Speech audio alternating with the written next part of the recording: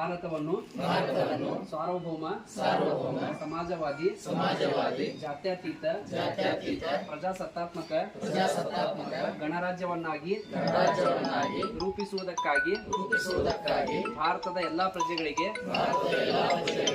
ಸಾಮಾಜಿಕ ಆರ್ಥಿಕ ಮತ್ತು ರಾಜಕೀಯ ನ್ಯಾಯವನ್ನು ವಿಚಾರ ಅಭಿವ್ಯಕ್ತಿ ನಂಬಿಕೆ ಧರ್ಮ ಮತ್ತು ಉಪಾಸನೆಯ ಸ್ವಾತಂತ್ರ್ಯವನ್ನು ಸ್ಥಾನಮಾನ ಮತ್ತು ಅವಕಾಶಗಳ ಸಮಾನತೆಯನ್ನು ದೊರೆಯುವಂತೆ ಮಾಡುವುದಕ್ಕಾಗಿ ವ್ಯಕ್ತಿ ಗೌರವ ದೇಶದ ಏಕತೆ ಮತ್ತು ಸಮಗ್ರತೆಗಾಗಿ ಎಲ್ಲರಲ್ಲಿ